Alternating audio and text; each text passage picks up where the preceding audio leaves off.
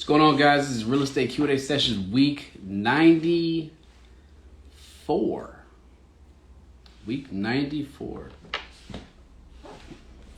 94 weeks of doing this in a row. 94 weeks of giving you guys nothing but value each and every Thursday. This is Real Estate Q&A Sessions week 94 again.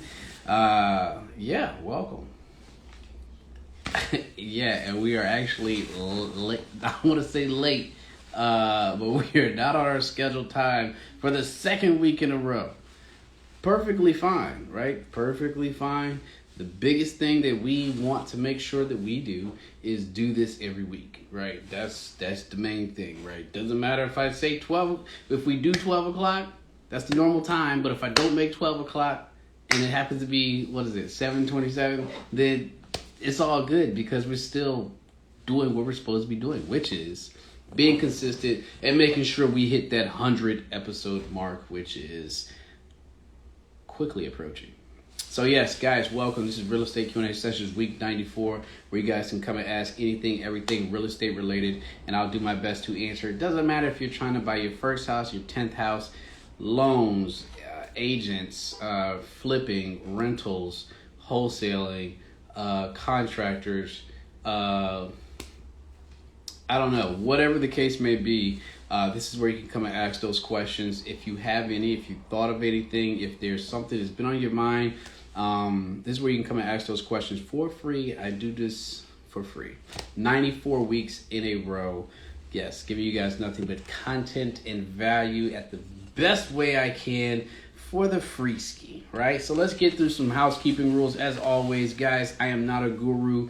I'm not going to claim to be a guru. I'm not going to take your money. I'm not going to ask for your email addresses. I'm not going to do any of that stuff. I'm not going to charge you $10,000 for this information. I ain't going to do that. I'm not selling the course, and I'm not trying to Ponzi scheme you guys into paying me a bunch of money for the information that I know about real estate investing. No, that's not the case. Let's get that out there real quick. No. But what I am is I'm an average Joe that knows a little bit more than the next guy about investing in these real estate streets. I am a general contractor. I'm an investor. I'm a real estate agent. I do lead abatement. I do consulting. I do a whole bunch of stuff, right? I own a portfolio full of rentals. I've done flips. I've done the whole thing. So anyway, guys, yes. Let's take my information with a grain of salt. Completely up to you. But I am out here in these streets each and every day. In fact, I just got out of the streets on an adventure, and I'll tell you guys about that as soon as we get done with our housekeeping rules. So yes, that's out of the way. The other thing, as always, what do I say, guys? If you guys get any value, right, out of this, support the show. This is how you do it. You screenshot, post to your story. Let folks know what we're doing. Sneak Fiend, I see you always showing love. Be like Sneaky Fiend and screenshot, post to your story, and show love. That's listen, I give you guys my time every single week. There's no place I'd rather be than right here, right now, doing what I do, right? But could I be doing something else at 7:30 on a Thursday night? Yeah, damn Skippy. I could be doing something else. But I'm here, dedicated to you guys, making sure I give you guys at least 30 minutes to an hour of my time per week for the last 94 weeks in a row. So yeah, we are almost there at 100, 6 more weeks. It is hot in here. Shit, hold on. Yeah, cut that bad boy on. Yeah, we almost at 100. Yeah, almost at 100. So yeah, screenshot, post to your story, let folks know what we're doing each and every week. Thanks. Gotcha. Yes, who's popped in here? It's just _JB. Hey, hello. Appreciate you for popping in here. Think Monica. Hello, Think Monica. How you doing? Sneaky Fiend, what's up? Appreciate you for popping in here. As always, one of the regulars of the show. And what I did not do last week was a jumping episode. I don't know what happened. We evaluated a live deal. I think it was only Tate popped on here. He had a deal that he wanted to evaluate. He actually had it under contract, and basically was trying to figure out what was his exit strategy: flip it, rent it, or wholesale it. And I think we ran those numbers all the way down. We ran those numbers for flipping it, didn't work. Wasn't enough supporting comps in the area to support a flip. Rental wise, what was the reason why I didn't want to rent it?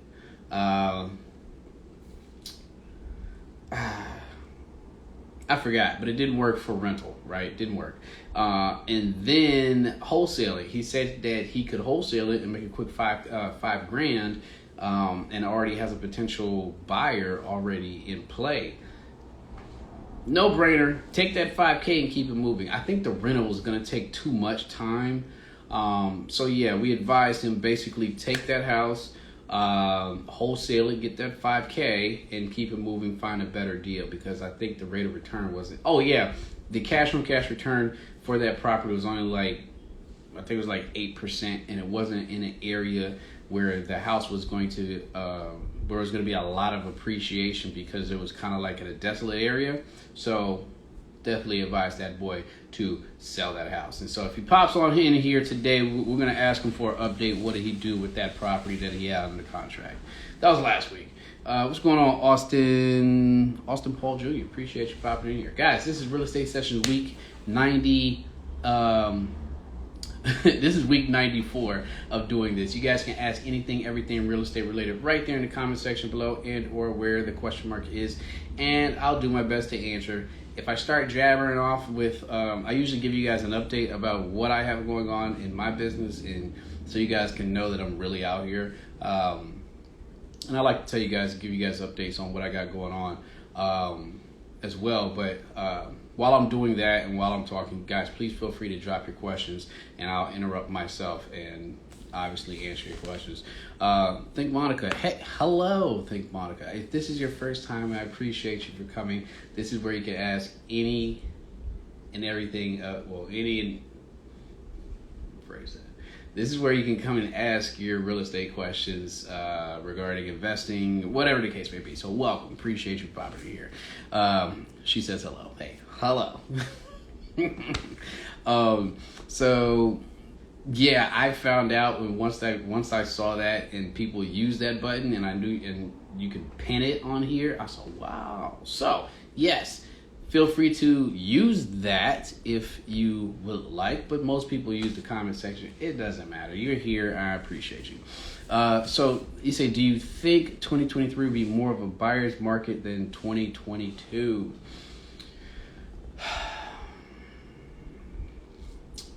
Tough to say. I know Fed's going up. I know the interest rates are going up like next month. I know interest rates are going up next month.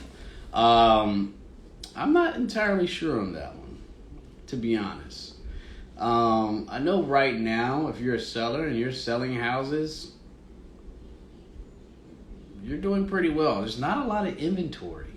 And I think with the interest rates going higher, there isn't gonna be an influx of buyers either. Like, I don't know if you remember when COVID actually hit, banks lowered their interest rate because they wanted to incentivize people to still buy, right, through this pandemic. Because there was a slight dip, not even a slight dip, it was a dramatic dip. Back in 2020 springtime, like April, May, and that's like a month or two after Rona really hit us, and they lowered those interest rates, and there wasn't a lot of buyers, right? And what they did was they said, okay, well, we're gonna lower these interest rates, but we're gonna heighten up these requirements for you to get these low interest rates. Anybody that had their ish together and ended up trying to buy a house, but there was not a lot of people selling.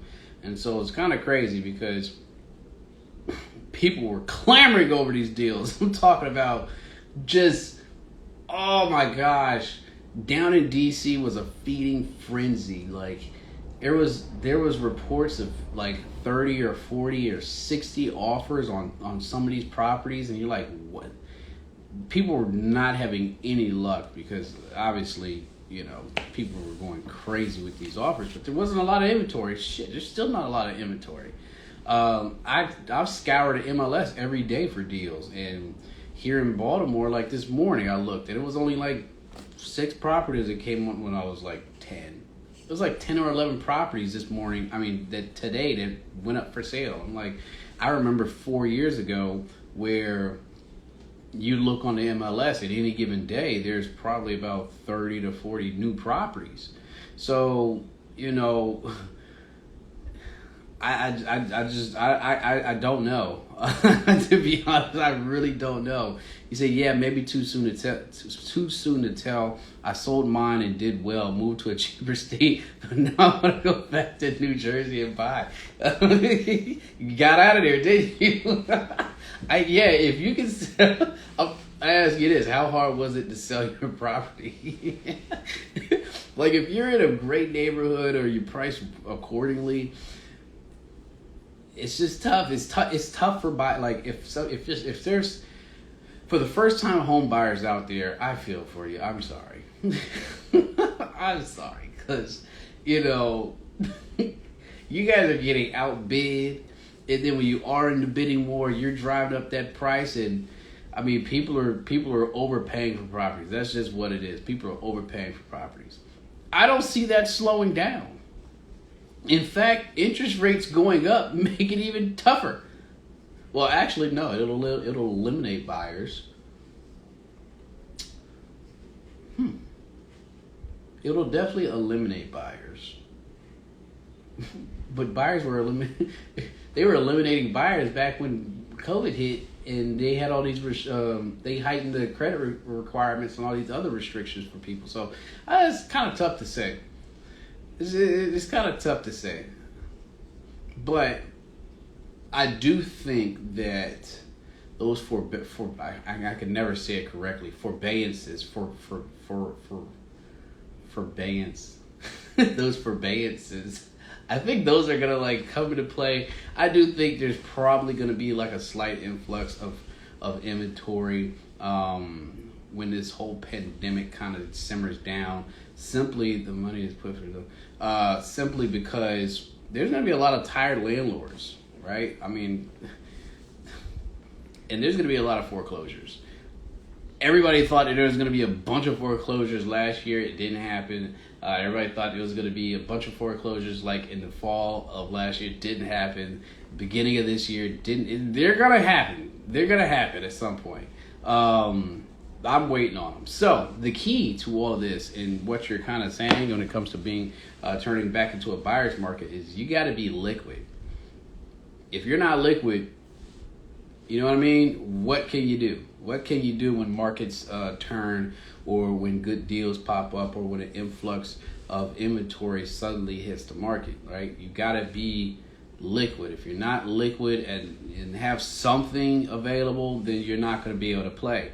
It's the same scenario with pre-COVID, and, you know, they were offering, you know, pre-COVID, I can't tell you what the average interest rate was, but I'm sure it was mid threes, high threes, and or even lower fours. And you know, when COVID hit, they're like, yeah, we're giving out interest rates of 2.5%.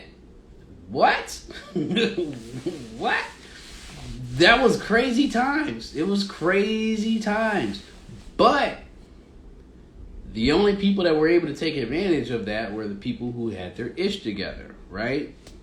700, 725 credit score requirements. Like they were really hiking up these requirements for people. And if you had your stuff together, you could benefit from you benefited from these low interest rates. People were getting crazy interest rates back then, like crazy interest rates. And that was a year and a half ago, even a year ago. I don't know about now, because again, Fed's going up. They've been telling us for months. The next month, in fact, I see it right now with because I've been doing a mad dash of refinancing of all my properties, and I have one more left. And on this last one that we're in the middle of refinancing, I told you, Fed's been telling us for a couple months. A lot of people don't believe that. My lender told me, hey, look, this might be your last one at this rate, because in like literally a week or two, we're gonna have to hike our interest rates up. So it's happening, right? So get liquid, because when opportunities arise and you're not liquid and don't have any liquidity, you're not going to be able to play the game. Cash rules, right? Have some type of liquid assets, not liquid assets, liquid funds available so you can play in this game when things do become available or when opportunities for lower rates and things like that do arise, whatever the case may be. Yeah, appreciate that. Think Monica. I'm just gonna say Monica. Appreciate you. Only Tay, what's going on? Appreciate you, brother, for popping in here. As always, my man. I was just telling the folks, guys, if you missed last week, don't worry, because I did not post that. I did not post last week's episode. But last week we did a live evaluation of a deal. Only Tay, who's in the chat right now, brought a deal to the table. We did a live evaluation. You guys have never seen, y'all have seen me cook before, but not like in the moment with some numbers and trying to like, you know what I mean? And that was a perfect example of somebody of trying to cook in the middle of the moment. And that's what I like, evaluating deals. If you guys have deals, bring them here, right? Let's evaluate them. Like, let's run the numbers. There's nothing I like more with the whole process of real estate than evaluating deals. I'm a hunter. I'm a freaking lion or a cheetah or whatever, right? Bring me deals. Bring me deals. Mia Monet, what's going on? Appreciate you popping in here. Think Monica says cream. Yes, cash rules everything around me. Dollar bill. Y'all know the saying. Get liquid. Only Tate says, my guy. Yes, my dude. Appreciate you popping back in here and bringing that deal to the table for us last week. Guys, if this is your first time, this is real estate Q&A sessions week 94. 94 weeks of giving you guys value. I've done this 94 weeks straight. Y'all tell me something y'all done 94 weeks in a row that didn't involve work, eating, sleeping, and taking a poop.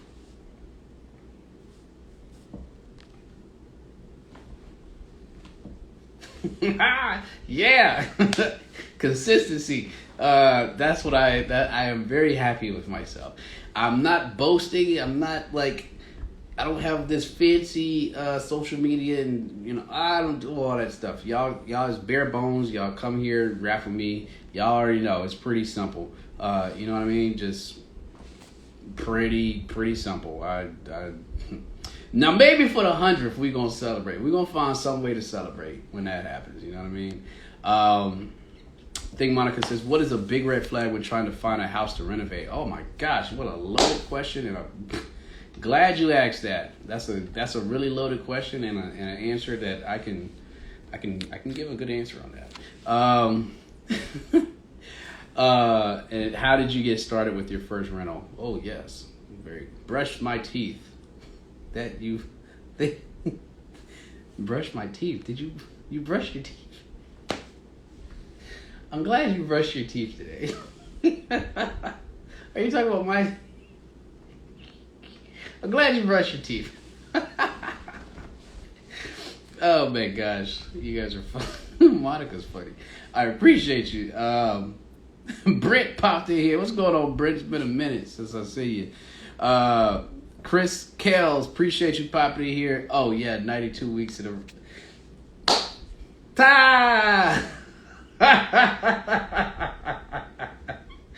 That's a good one. 92 weeks in a row of brushing your teeth. That's a good one.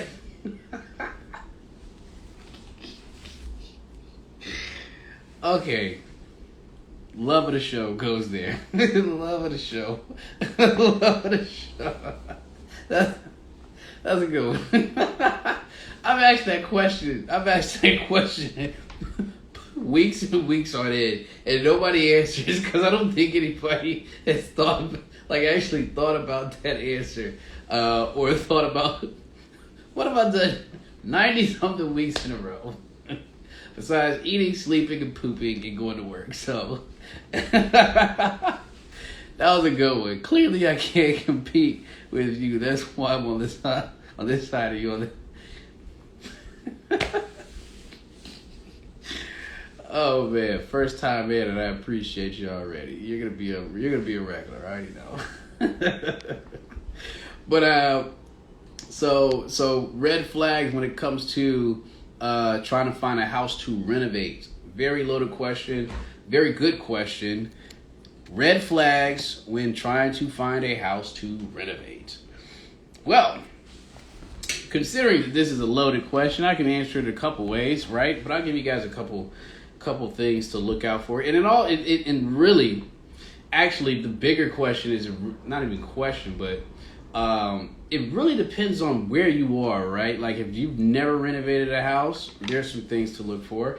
If you're experienced, like myself, not saying that I am the best flipper or renovator out here, no, right? Then there's some things to look for, right? So as a beginner, right, you need to make sure and trust me, I learned a different way, right? I learned actually going out there and looking at deals by myself, doing property evaluations and inspections by myself, and while also taking videos by myself, running these numbers, going through the whole gauntlet by myself. You get what I'm saying? So at this point, the way I'm speaking to you guys now about looking at deals and evaluating deals and red flags, like that is something that, from a different perspective. So take my advice with a grain of salt, but I'm going to try to break it down for the folks that are strictly beginners and didn't come up the way I came up when it comes to this investing space and evaluating deals, right? So if you're new and you don't work for an investor and you're just trying to figure out which house to renovate, I mean, this is very loaded. But let's just say you've identified a house, right? Let's just say you know what the better thing is? What I need to do is put a video together of how to walk through a house so you guys can understand what to look for, what to watch out for. When I go to a property, I literally have a video. I have a video of my phone. I have an electronic tape measure, and sometimes I might have a pen and some paper. And I literally would tell you guys how to, from the very start, as soon as you get in front of that property, you're literally evaluating from the street all the way down to the basement, the back of the house. You're evaluating everything because you need to point out everything. But anyway, that's besides the point. But yeah, so anyway, looking at deals, especially houses, right? Anything structural, right? If you go into a house and you see the damn roof is caved in, I don't know where you are. Baltimore, there's a lot of dilapidated homes. There's a lot of distressed homes. Structural, if you've never renovated a house before, structural renovations and things like that, you probably want to stay away from, right? Because if you're brand new in renovating, you're going to make mistakes. Like your budget, whatever budget you think you have, put 10 more thousand on it because you're going to mess up. You're going to be delayed. You're going to hire and fire contractors. There's things that's going to happen contingency wise. And so first thing you want to make sure is you don't take on a rehab that's too big or too cumbersome, right? 60, 70, 80K renovations are a lot. They're big rehabs. I don't even do those kind of rehabs, right? Well, for preference, I don't, right? But those are big rehabs. If you've never rehabbed before, 60K, 80K, not saying you guys can't do it. I'd never be the one to say don't. I mean, you can't do anything. You can do whatever you want to do. It's your money, right? But those sizable rehabs, big 2,000, 3,000, 4,000 square foot homes, those are very big rehabs. And houses that require that much money, 100 grand, those rehabs take a long time. That's a long time risk. That's a long risk for you guys to have your money out and then trying to get this house from point A to point Z. There's a lot of moving parts within a rehab process and a lot of organization that you guys have to have in order to successfully do rehabs the right way. And you're not going to do them the right way for a while. I just keep it y'all know me. I keep it a buck with y'all boys. I keep it funky. It's going to take a while for you guys to get good at doing this stuff. I'm not even perfect at it, right? It's a learning process. So yeah, staying away from sizable rehabs is one thing, right? Big 2,000, 3,000, 4,000 square foot homes. They're not red flags, but those are things that if I've never renovated a house before, I'm probably going to try to shy away from. You want to take on a project that's going to be manageable for you, right? a decent sized house or even a smaller sized house is something you want to really look forward to, right? I'm never going to tell you guys not to get an inspection. Get an inspection, right? I don't get inspections on my house because I know what to look for, right? That's how I learned, right? By not getting an inspection, being my own inspector and knowing what to look for. I can create a video for you guys to show you what to look for and all that kind of stuff. But it takes repetition. I was in houses 3 times a day. So my experience is a little bit different. But if you plan on getting into this game and you have no experience, I would never tell you guys not to get a house inspection, even if you're buying a property to renovate, right? You don't know what to look for. You don't know the difference between cast iron plumbing and PVC, right? And oh my gosh, there's a bunch of stuff to consider, right? And a bunch of stuff to see. I'm also a general contractor, so I know how to fix things. I know how to see, okay, this fit, boom, boom, boom, boom, boom, right? Y'all are not. So, in that regards, I'm never going to tell you guys not to get a home inspection. Get a home inspection, right? It's perfectly fine. Now, I will tell you, if you do decide to get home inspections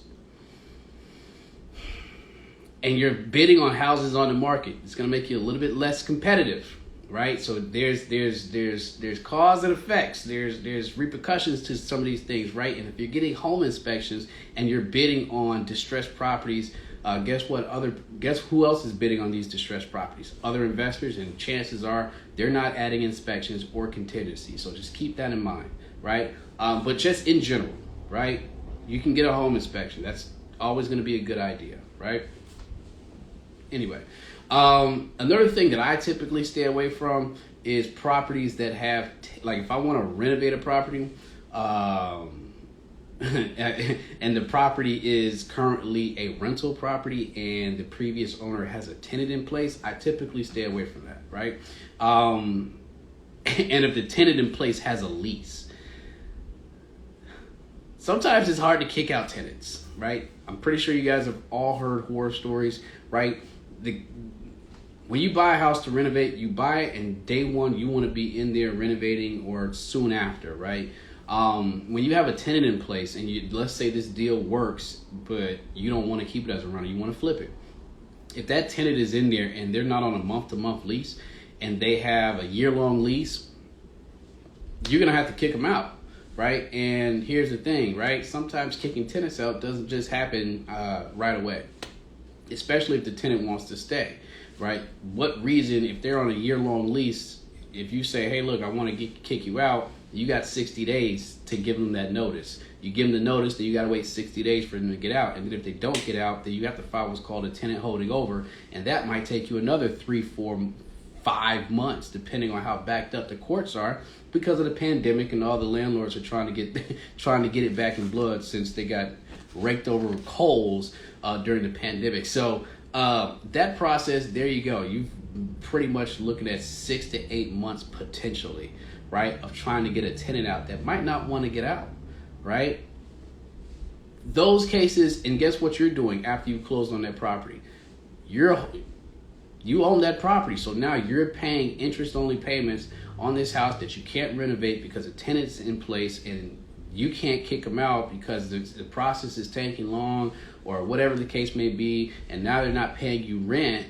Oh my, it's just a headache. So for me, I'm not renovating any property if it has a tenant in place and if that tenant has a current lease, right? Now, if they're month to month, that's a little bit different. Month to month, you have, I think it's 30-day notice. I think it's a 30-day notice. But don't quote me on that. I can't remember if it's 30 days or 60 days, but I can't remember. But anyway, I stay away from that. I just stay away from that, right? You want to find a house that doesn't have any tenants in place, that's distressed, that is not going to be a sizable rehab, that's not going to be 60, 80. You want to do something that's lipstick renovation, or 20, 30, maybe 40K rent. Those are manageable, right? Those are manageable. The other thing that I wanted to talk to you guys about when it comes to red flags for houses is hold on, where's it at? Oh, there it is. There's a lot of different things. Like you really asked me a loaded question. Like, okay, I'll tell you some of my preferences, right? I try to stay away from homes that are on double line streets. So busy streets, right? So double line streets. So a residential street, the yellow lines, oh my gosh, what happened?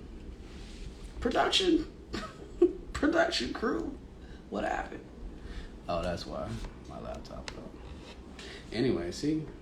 Y'all see what happened? I ain't got no production up in here. Oh my gosh, hold on. Production! I got a heavy run operation going on, guys. Production crew, I know y'all getting paid a lot of money. Hold on. Production! There we go. Alright. Alright, so anyway, we're back on. Production crew is slipping. So I stay away from double line streets. So your residential streets, if you look at the road, middle of the road, you see broken up lines, right? Those are usually residential streets. Double line streets are usually busier streets. They're your more commercial streets. They're like when you go into the store. Those streets. There's houses that sit on double line streets. Those houses are on very busy streets. If I'm a homeowner, or if I'm looking to buy a home, where do you typically want to go? You want to be in a nice, quiet little neighborhood. You don't really want to be buying your house, your forever home, on a busy street where there's a lot of traffic and there's a lot of foot traffic in the front of your yard. There's people walking back and forth all day, every day. So double line streets, I stay away from, i.e. busy streets. I stay away from houses that are going to be on busy streets or next to established businesses. I stay away. You want to buy houses and renovate houses in nice neighborhoods. You always have to think about the end buyer, right? What is my end buyer going to be thinking about when they come here? You have to put yourself in their shoes, right? Some neighborhoods you can get a good feel for. This is a homeowner area. Some areas you'd be like, hey, look, I don't think people are going to be like first time buying out here. You get what I'm saying? So that's something that I typically stay away from. What else do I stay away from?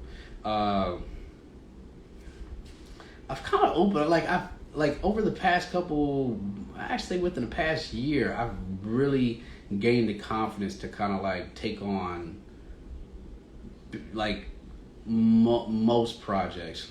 I did turn down a project last week where there was some structural issues with the house where it was actually kind of like caving in. You couldn't tell, right, from the naked eye, but there was definitely some issues going on structurally. I don't really want to mess with anything structural, right? I've learned over time, and this is something that you'll do too, right? When you guys start renovating and getting into homes, you're gonna start to see what kind of style, like renovating style, you're gonna get. Like me personally, I don't like doing big rehabs. There's a lot that could go wrong. There's a lot that could go wrong with any rehab, but it's just a lot more risk, a lot more time, a lot more effort, a lot more moving parts. I like to get in and out of rehabs. If I can spend 20K, 15, 20K and get in and get out and be done in 3-4 months, maybe even less, I'm good, right? Turn it, burn it, keep it moving, right? Lipstick it up, you know what I mean? And let's go, right? And I like to save what I can save. There's other folks that like to go in there and do complete guts, right? Complete gut jobs and go from the foundation all the way up. Have at it. That's just not my style, right? But that could be your style. That's why I say everybody has a different style of how they're going to learn, like how they renovate. This has come with experience. I've done larger rehabs. I've done smaller rehabs. I prefer to do smaller rehabs and do a volume type of thing, and versus do larger rehabs and, way bigger profits, but I've been in the rehab for 6 months, 7 months. No. No. Realtor Angela, what's going on? Carrie, hey, Carrie, I didn't know you was in here. Appreciate you. Carrie is my lender, by the way. Monica says, renovate and live in, not flip or rent. Oh, see, I've been jacking over here and missed that whole thing. The Don Gildito, what's going on? Appreciate you popping in here. I got you, Monica. Life is awesome, 275. Appreciate you popping in here. Feel free, Jazzo. Hello, appreciate you. Just Classy Val. Hello, appreciate you guys. This is Real Estate Q&A sessions week 94. Answering everything real estate related to the best of my ability. Okay, so Monica says to renovate and live in, not flip or rent. Yeah, so then you definitely want a home inspection. Don't pass on your home inspection, right? If you don't know what you're doing, don't pass on that home inspection. Just tell your realtor or your agent to make it work. Make that offer work, right? Make that offer work, but you need an inspection. I'm not going to tell you guys not to buy a house without a damn inspection. I promise. Unless you know what you're doing. You know what I mean? Because, yeah, no. There's a lot of things that could possibly go wrong. Plumbing. If you walk into that house and you're looking at that house and the plumbing is not on, you need to make sure before you purchase that property, that you cut that plumbing on. That you get a drain scope and all that stuff. Right? My very first, and speaking of that, you asked me about my first house, right? Where is it at? You said, how did I get started? My first rental property. My first rental property, I bought that house without cutting on the water. And I regretted it later. Do not buy a property without cutting on the water before you buy it. I'm just keeping it a buck with y'all. If you buy a property and you don't cut the water on before you buy that property, you deserve everything that comes your way. You deserve everything that comes your way if there's some type of issue in that house. I'm just letting you know. You heard it here. Monica, you asked me, and I'm telling you, do not buy a house without cutting on that damn water first. You cut that water on, and you flush all the toilets, and you let all the sinks run. All of them. Let them run. And you just listen. Just listen. There's a reason. My first rental, I bought a duplex, my first house back in 2017. I did not cut the water on. I bought it. Started renovating it. Started, swinging hammers, doing all this stuff to it, right? And I was like, oh, damn, the water's not even on. So I cut the water on.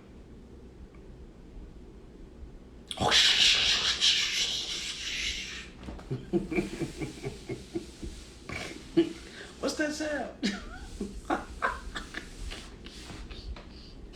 What's that sound? What's going on? Oh, snap.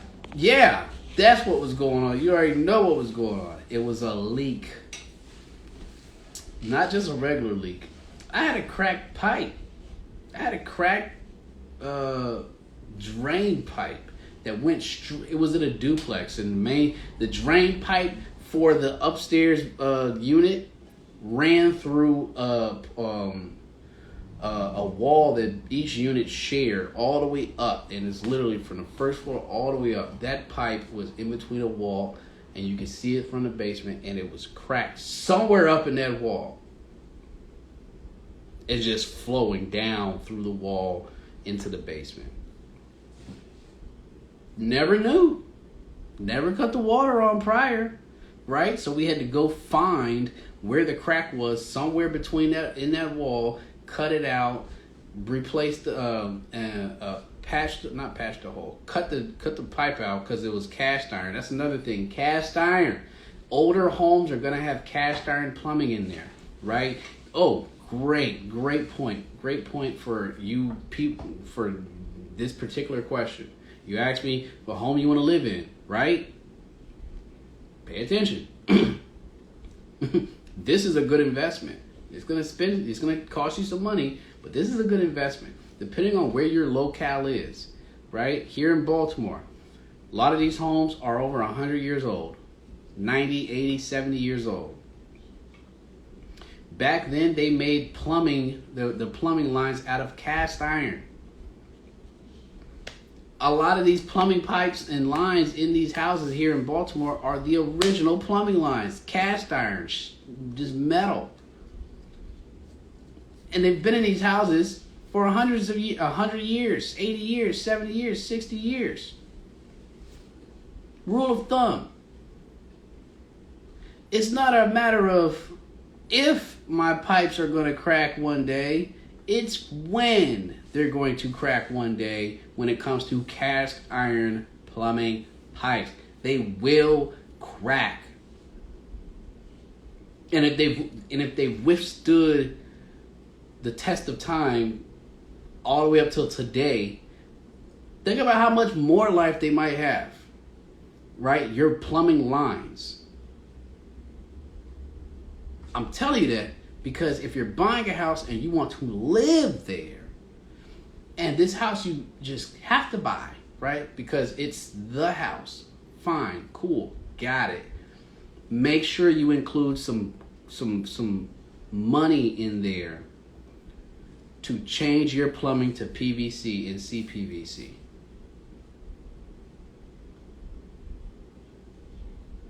I don't know if you heard me. Take some money and make sure you invest in redoing your plumbing lines to PVC if you have cast iron plumbing. I tell you right now, that's what investors do. The smart ones, the ones that's been around. They do that for their rental properties. The properties, oh, by the way, rental properties, the ones they're going to hold for 10, 20, 30 years. Because it's an investment and they don't want to have to deal with cracked pipes when tenants get in place. So they just go ahead and up front change the plumbing to PVC. If you're buying a home and it's within your budget and you can add that, change your plumbing lines if they're cast iron to PVC. You'll thank me later. Again, cat is just like a motorcycle. It's not a matter of if you'll fall off the motorcycle, it's when you're going to fall off the motorcycle. Same thing with cast iron plumbing. Ask me how I know. I'm not joking with y'all. Ask me how I know. Please. So, spend the money and change your cast iron plumbing to PVC. Oh, water lines too.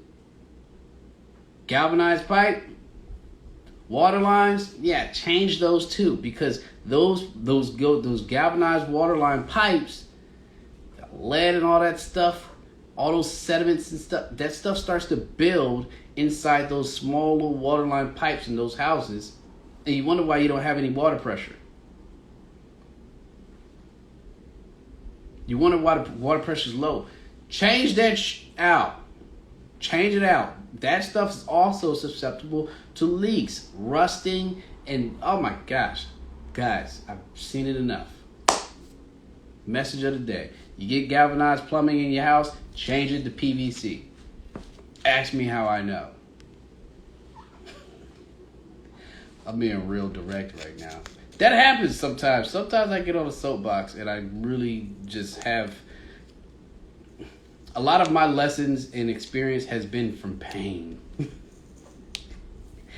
I feel like I have aged 20 years in the past 5 with the amount of crap that I've dealt with and seen. Guys, I'm trying to help you. I am trying to help you. And my messages come from pain. You don't want to experience pain. I mean, you're going to experience it, but I mean, you want it to be less pain than, you know, just getting...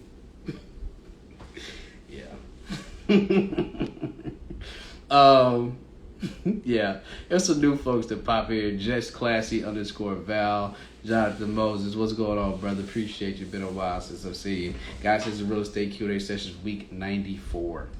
And we're just going, you know, we're just talking. Monica funny. So yeah, that kind of goes into like my first rental. So yes, so when I bought my first rental property, that duplex, did I get an inspection? I don't even know if I got an inspection. But yeah, the rose-colored lenses were definitely on. It was a rehab.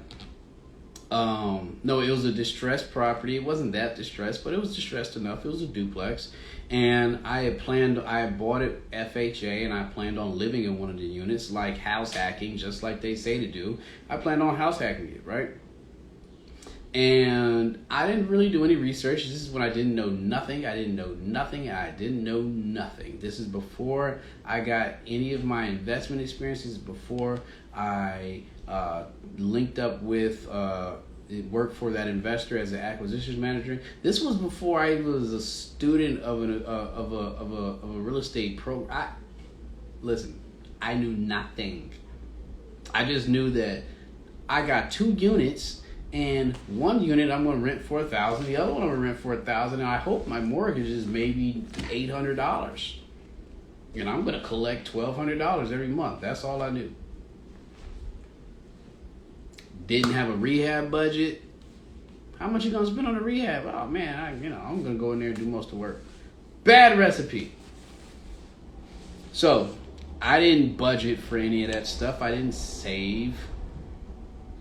No, I said I was gonna go in there and do the work myself.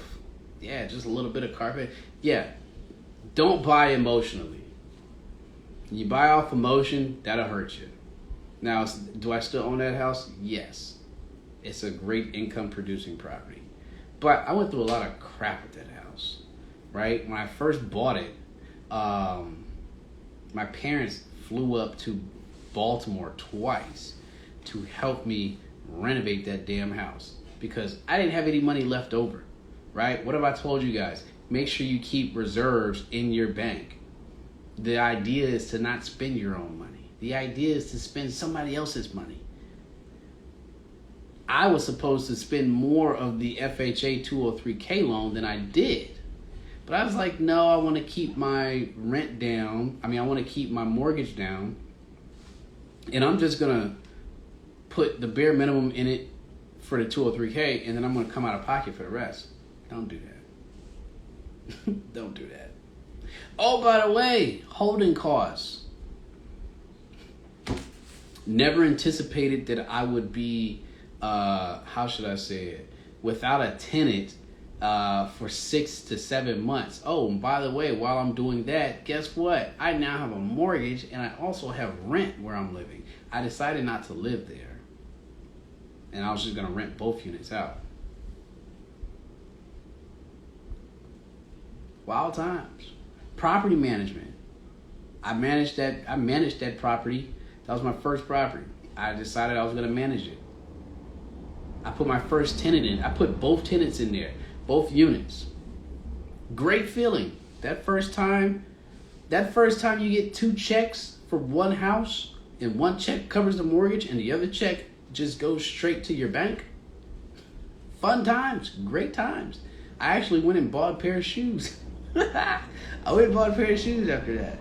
Don't do what I do. But guess what?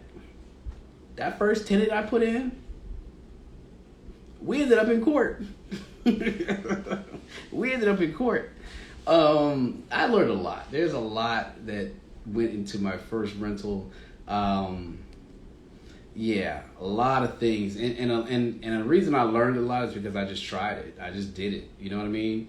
And the best part about it, and the reason why I'm still in this game, still doing what I do, is because I've never let one thing kind of like deter me from the overall goal or wanting to pursue, real estate further. There's a lot of people that, and outside of financially, right? Because obviously you have to pay to play, right? There's a lot of people that experience 1 or 2 bad things, and they're like, I don't want to do this anymore. I want to get out. Perfectly fine, right? You're free to do what you want to do, right?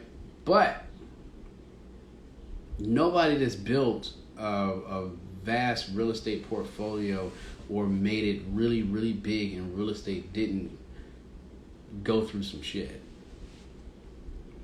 It's virtually impossible. Not in this game. It's virtually impossible.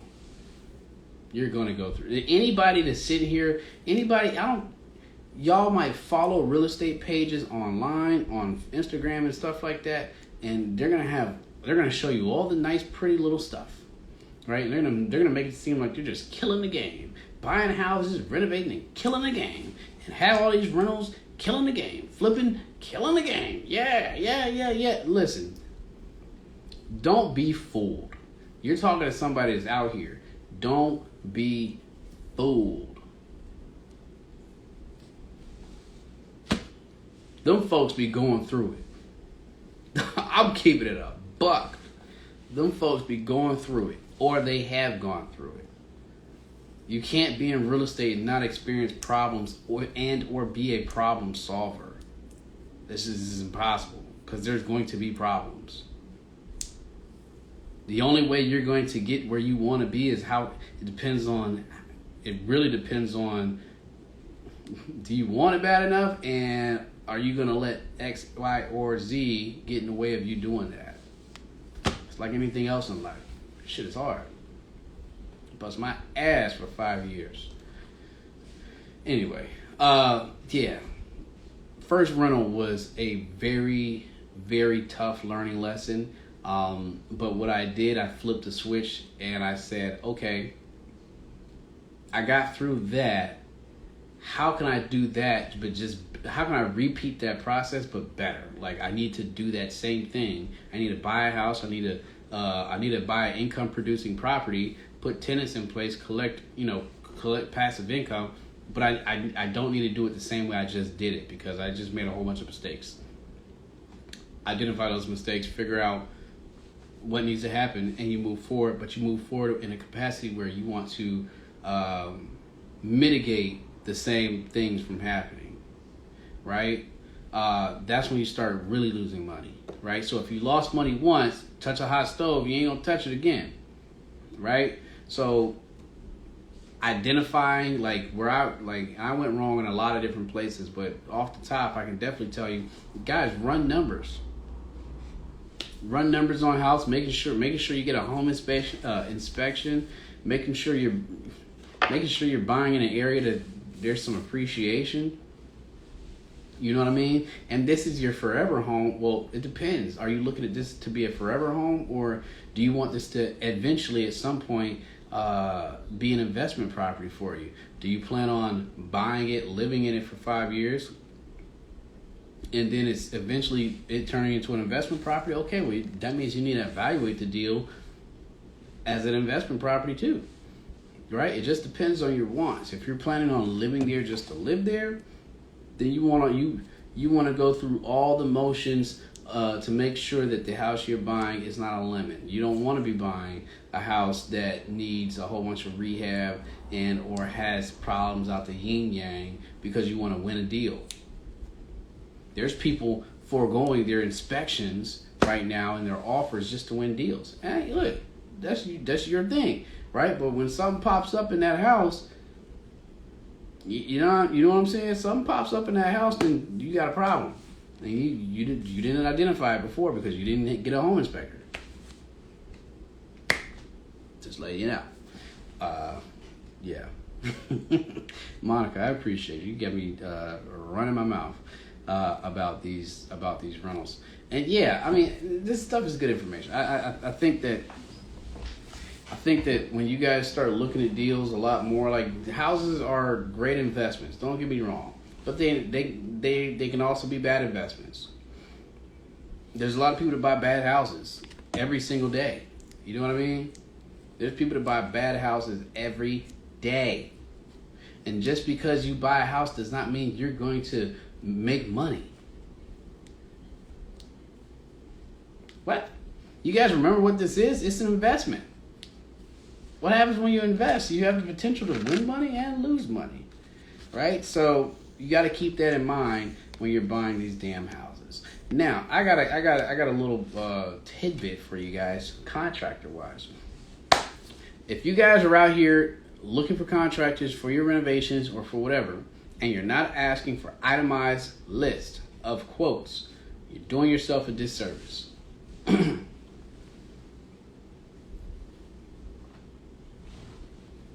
Doing yourself a disservice.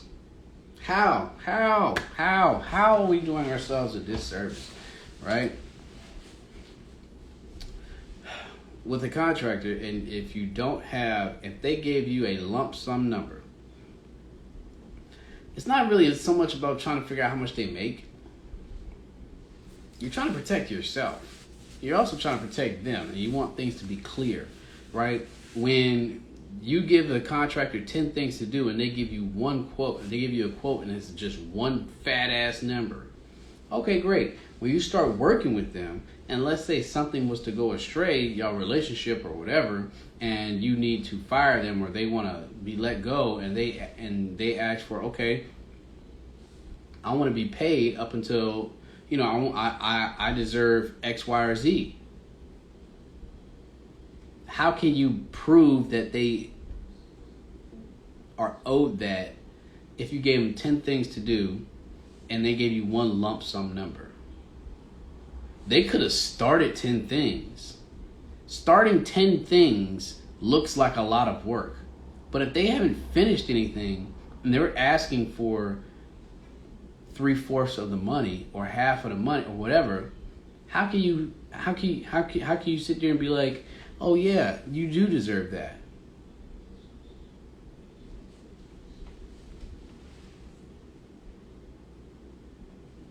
I'm waiting. How do you know? You don't. Then you get into that back and forth match. Well, I think you deserve this, and they're saying, I think I deserve that. Give me my money. And now you're in a whole different ball game dealing with this contractor. So, to protect yourself, to protect them, to make sure things are all cleared out, I ask for itemized quotes. Don't send me no lump sum number. Don't send me no lump sum number. When I ask for a quote and I give you 10 things to do, I want all 10 things itemized. Because at any point in time, I know what you're owed. You know what you're owed. I know what I need to pay you. You know what I'm going to pay you. So if I give you 10 things to do and you did 4 things, but you started a 5th and you're looking for payment, I'm paying you for 4 things. You get what I'm saying? I'm not paying for work that's not complete. Don't pay for work that's not complete. Now, halfway, fine, yes, got it. But you need to make sure that things are at that point, not just started. Halfway done, got it, boom, money. But you always want to make sure you know what a contractor is owed at every point of a project. Because I can start something, we got a rocky relationship from the get-go. And I just made it, I made it seem like I started a whole bunch of stuff, and I'm like, hey, look, even if you're not in a situation where the contractor, you guys have a rocky situation or whatever, right? Let's just say you guys agree to pay, half, and then half at the halfway mark, and then the remaining balance at the end, right? Let's just say you guys decided that. But contractor comes to you in between the half and the final and says, hey, can I get a payment? I got a family emergency, whatever the case may be. That happens. Contractors ask for money early. They ask for money at times in which you guys didn't agree. That happens. And if the work is complete, I don't care. You get what I'm saying? I know we agreed I was going to pay you at this point, but if you did the work, or if you did if you completed some of the things on the itemized list, okay, you're owed that bread, right? At any point in time, you sever this relationship and the work is complete, I'm paying you for what's complete. So ask for itemized list, guys. I'm trying to help you out. Ask for itemized list. Make sure you're saving yourself the trouble of having to, because I could sit here and say, look, if the job was $10,000 and, we sever ties and I might have did 3 things, but I give you a lump sum price, I might be like, look, job 10, I'm owed $8,000. You ain't gonna know. I owe 8 instead of whatever. But always get itemized lists. That I can't stress that enough for you guys. That's protection, and that is full transparency for you and them. And if the contractor is not willing to give you an itemized list, then you probably want to search somewhere else for a contractor. Just keep it in the buck with y'all. Oh, by the way, this is coming from a general contractor.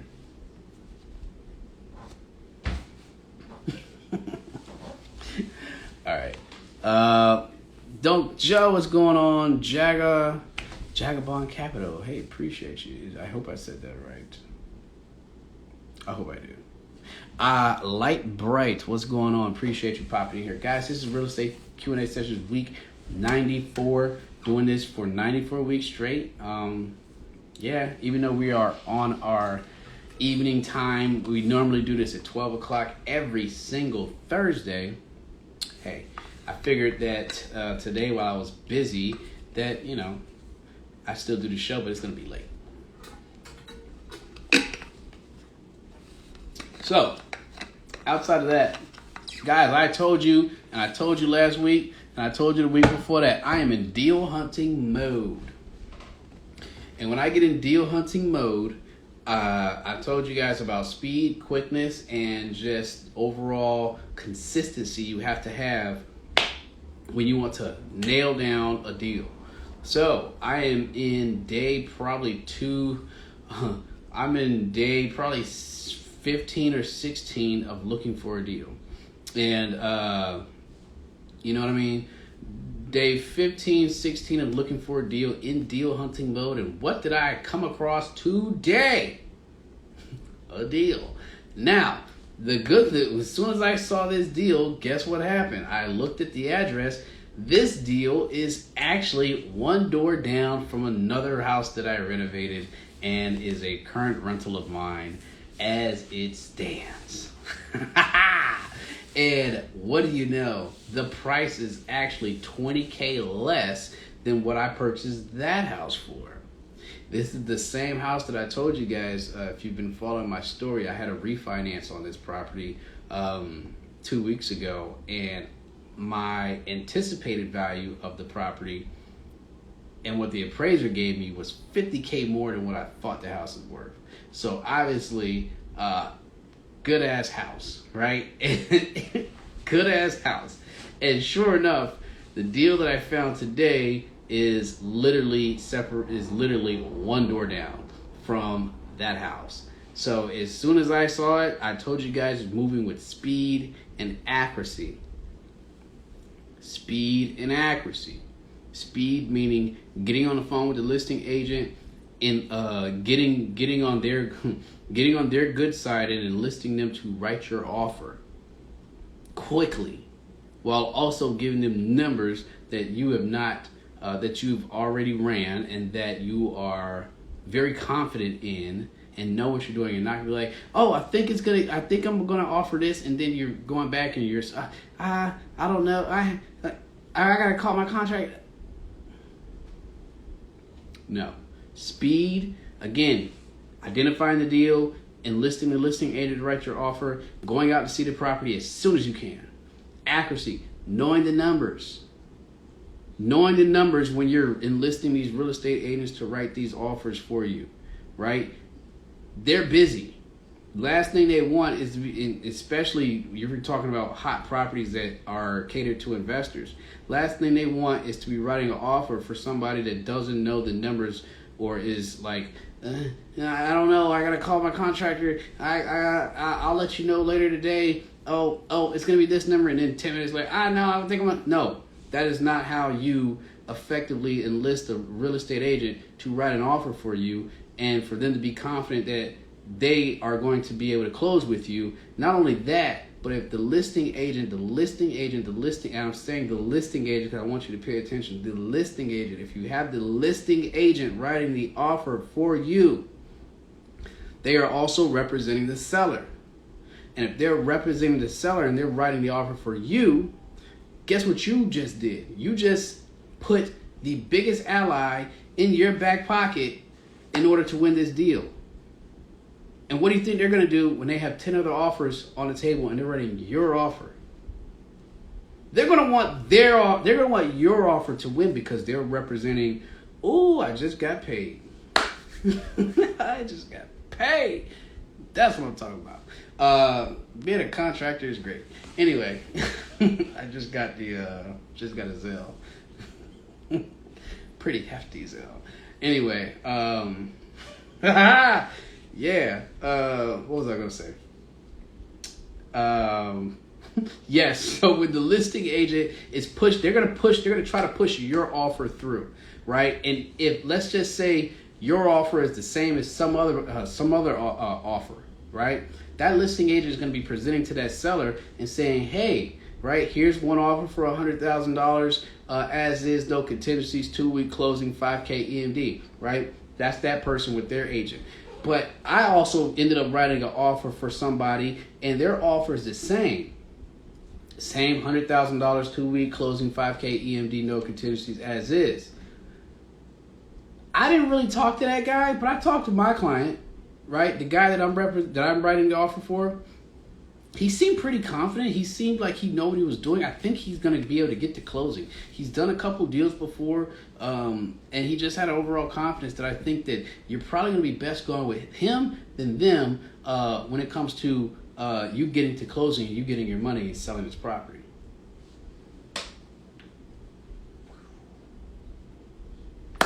That's how that happens. That's why when I say you have to move with speed and accuracy if you want to win deals on the market as an investor for these distressed properties.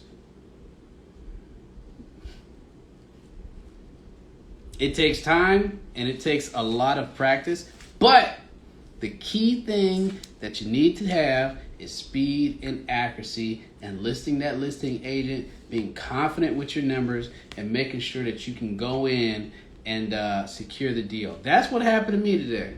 I told you, I move with, when I'm in deal hunting mode, it's fucking quick.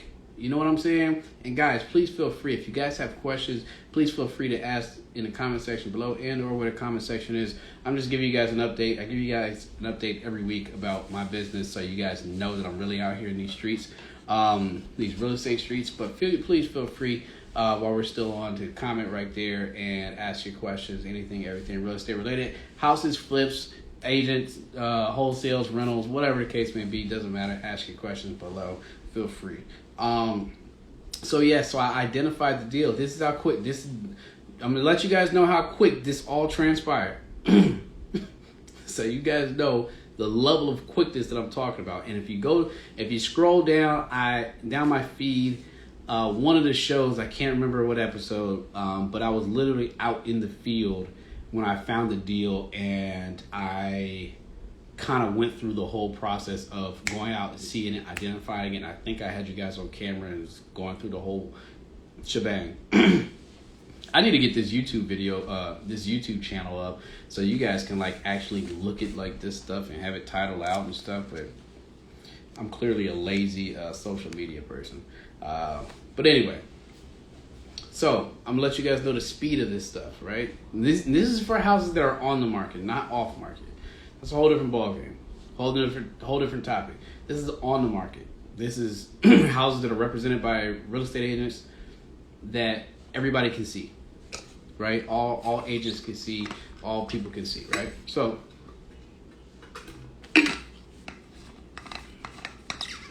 normally I look for deals at the beginning of the day, the morning, before I go out. I'll look at deals, or if I'm in my truck, if I have to be somewhere early, or if I have to be at a property to get one of my crews set up early, I'm in the truck looking at the deals, but it's usually in the morning. So I'm looking in the morning, and sometimes I'll look midday or afternoon for properties that might have come up on the MLS throughout the day that didn't show up while I was looking in the morning. Always looking for deals, right? You have to consistently look for deals, right? That's the only way you're gonna win. If you look for deals every other day, every 2 days, every 5 days, every once a week, like, you're not gonna win. You're not, because you're gonna find more bullshit than not. You're gonna find more houses that aren't gonna work than houses that work. So I was looking this afternoon and I found a house that was a door down from another rental property that I have. As soon as I identified it, I called the agent. Like in a normal situation, I would have comped it right then and there, right? So this is a good house. This house looks good. It passes the eye test. Okay, I need to comp it, right? I need to even see if there's comps that are even in the. I need to see what's going on, right? It's like a preliminary comp, right? And I'll comp it. I'll find comps, right? See what kind of activity is going on. If there are even comps, right? And at that point, I'll do like a prelim comp. I did that, or in a perfect scenario, or in a different scenario, because I know that area. I have a house next door, so there's no need for me to comp it. I know that area. But in a regular situation, I'm comping that house really quickly, identifying if there's comparables, right? Once I identify that, cool. I'm going back, looking at the pictures really quickly, and once I'm looking at those pictures, I'm putting together a rehab budget in my head. Right now, you can't go off the actual pictures and think that you're going to get an accurate renovation cost for this property. No, but you just want a ballpark, right? Because the name of the game is speed. And what you're going to be doing when you call this agent is trying to get an idea if you can even play in the game, right? So I'm getting a renovation budget off the top of my head while I'm looking at these pictures. Once I identify that, now I'm going to put it in my deal calculator. And when I run my deal calculator, and if I'm looking at a potential flip and I see that I can possibly net at minimum $30K and up, and my rehab budget allows me to have a maximum allowable offer of whatever percent my underwriting says I can write, bam, I'm calling the agent. I'm calling that agent. All that stuff is probably going to take place within 10 minutes. So today, when I found that property, I was calling that agent probably after about 6-7 minutes. I was calling that agent. That's how fast that happened, right? I was already in, and by the time I called that agent, I was actually on the way to the property. That's how fast and the property just got listed today. Today. So within 5 to 10 minutes, I've already called the agent. When I'm calling the agent, hey, are you currently writing the offer for somebody? No, but I'm not going to write any offers on this deal. Cool, great. Do you have somebody in the office that you just adore that you wouldn't mind them getting my commission on? So they can write the offer. Oh yeah, what's her name over there? She can write your offer. Cool, great. Can you give me her information so she can so she can get the information for my offer? I'm on the way to the property. I'll be there within 30 minutes. And once I evaluate it, I'll have my numbers and I'll be able to give you guys what's needed. Cool. What's your contact information? Give me contact information. Boom. By that time, 20 minutes later, I'm at the property. I walk through the property. I check it out. Make sure I look at XYZ, whatever the case may be. Get my video. Boom. I'm back in the truck with my hotspot on and my MacBook, and I'm in front of the property, and I'm running. I'm basically. I'm keying in on my renovation costs, right? Because remember, before I came out to the property, I was just going off pictures. Now that I've seen the property, I'm actually going off what I just saw, right? So now I see that I do need a central AC system. I do need a roof, right? I can save my windows. I can save those cabinets. I do need flooring throughout the house. I do need to renovate that bathroom. I potentially need to add another bathroom, right? That stuff is going to cost this, and this is going to cost that. And so I'm narrowing down my renovation costs to an estimate, right? All this stuff is estimates, right? You hope it's going to be below that number, but I'm coming up with my estimate. Once I come up with that estimate, I'm sending my numbers to my lender. I'm sending my numbers to my lender. And that's the other thing. I'm not wasting my lender's time either. I'm sending them the ARV, the renovation cost, the purchase price, a link to the property, and possibly a walkthrough video. By the time I've gotten out of that house, and I told you guys I do a walkthrough video as I'm doing my walkthrough inspection. Once I get out of that house, I upload that video to YouTube, because most of your property inspection videos are going to be 4+ minutes long, and trying to send that to somebody is going to be it's too long. It's going to take too long. What do I tell you guys? Speed. So if I want to answer from my lender whether they're going to do the deal or not, I'm uploading that video to YouTube, which is going to take about 3-4 minutes. And once I have that video on YouTube, I now have a link, a URL link, and that link I send to my lender and or whoever else needs it, a partner, whatever the case may be, and they can go look at the video and see exactly what I just saw in the deal to offer any advice or whatever the case may be. But now I have a shareable link to an inspection video for the folks that can't view the property. Also, it serves well because if you need to go back and reference something while you're under contract or whatever, and you can't access the property for whatever reason, you now have a video link for it. Go back and view it. So I'm walking out of the house. I've uploaded my video. I'm in the car, in the truck, in front of the house, bringing down my renovation costs, narrowing it down. Once I see that the numbers still work or they work with the new numbers that I put in, I'm calling that agent. I'm letting them know very simply, look, I don't want you to waste your time and spin your wheels on writing an offer that is going to be a waste of time, right? So softly, like, here's my numbers. I mean, not here's my numbers, but here's my offer. If it's worth your time, let me know. If it's not, then I don't want you spinning your wheels. If they say, sure, I'll write it, blah, blah, blah, blah, blah, then they're not going to waste their time writing an offer that ain't going to work. Right? If all the offers are around 100K and you coming in at 80 or 90, what makes you think they're going to take your offer? I mean, not take your offer, but what makes you think that, they're going to want to write that offer? It's going to waste their time, right? The key is enlisting them and telling them that you don't want them to you don't want to waste their time with an offer that isn't going to make sense. And the best thing that you can do for both parties is verbally say what your offer is and have them tell you no. If they tell you no, then you automatically know that that offer is going to work. And you either go reevaluate that number or that was your best offer and boom, you're done. Here's one thing that I learned. Always give your best offer. Right? Give your best offer the first time. Highest and best. Right? Because the moment you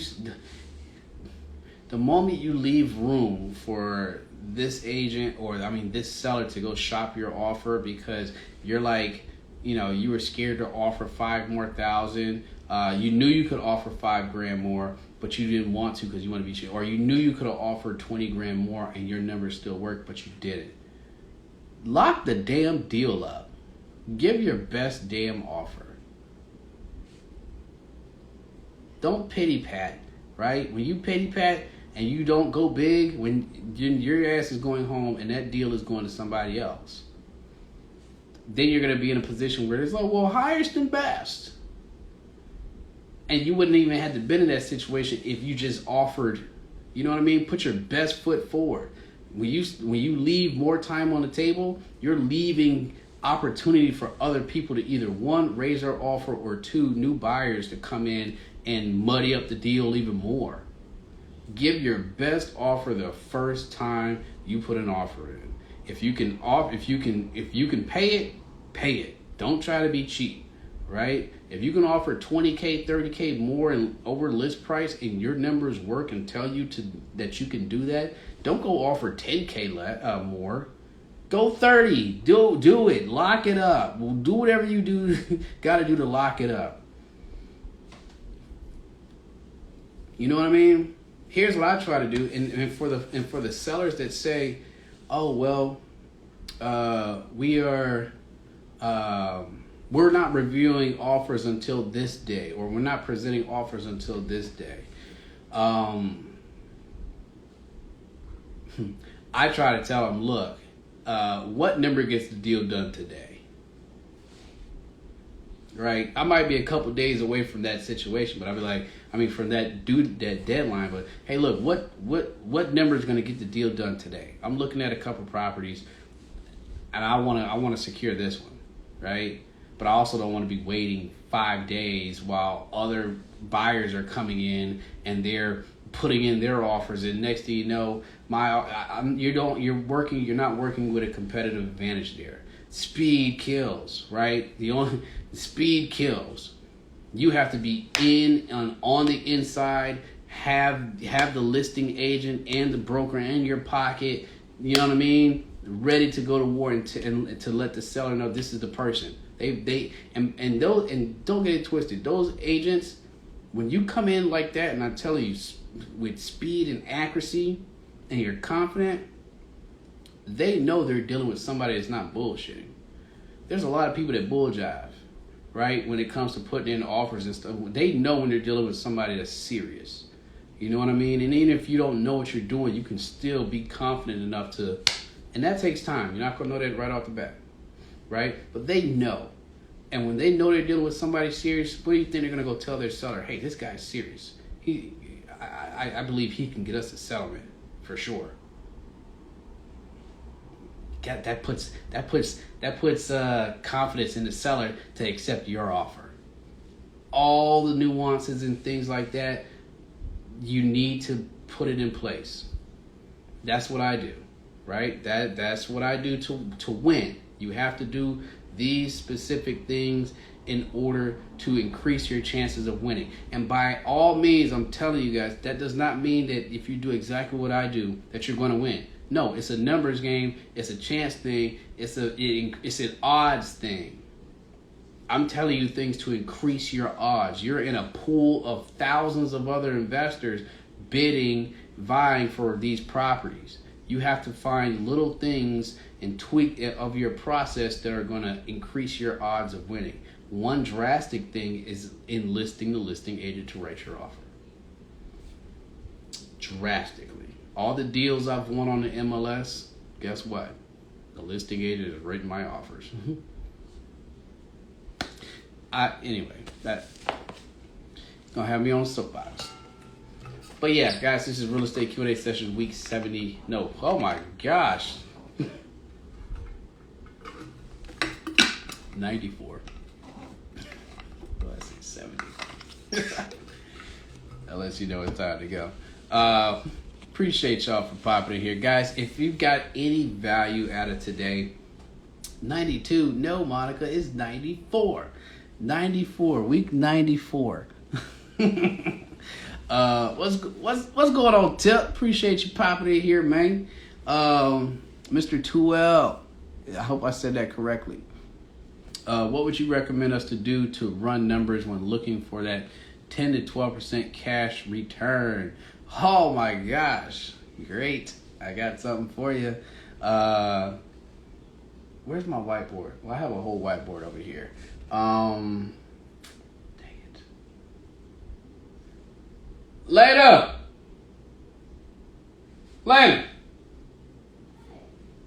Oh.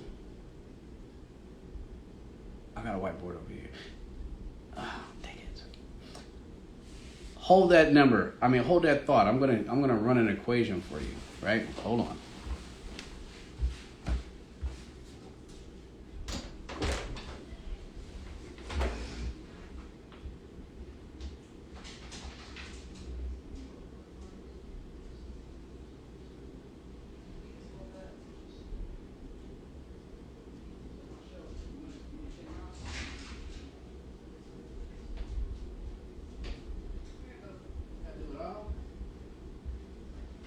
Walking to the little tree. All right. Okay. So, I got a whiteboard. So, great question. And I think I did this last week, but it's kind of hard to kind of like do it and you guys like can't see it. But anyway, it's a very quick equation, right? And I use this is I call this equation my let me see if I'm wasting my time or not. No, let me see if I'm going to waste my time or not. And you basically look at this, you do this equation to decide whether or not this deal deserves any more of your attention, right? Because what did I tell you guys? Speed. You can't operate with speed if you're over there over analyzing deals that ain't even gonna work. If you're over there like literally doing due diligence on deals that are pooty, right? You're over there spending too much of your time on a deal that ain't even going. Oh my gosh! Don't waste your time on deals that's not going to work. If the numbers don't work, don't spend any more time on it. None. Zero. Oh, and on the flip side, if you do invest time into a deal, anytime, if you go to see that deal, if you ran numbers on that deal, if you comp that deal, put an offer in on it. Why? Why do I say that? Because you spent time on it. This is why you don't spend time on bad deals. You spend time on deals, good deals, deals and good deals, not bad deals. All right, whiteboard. Is that backwards? Can y'all read that? It looks backwards on here. That is backwards. Okay, anyway. So, Mr. Tuel, I hope I'm saying that correct, says, what would you recommend us do to run numbers when looking for that,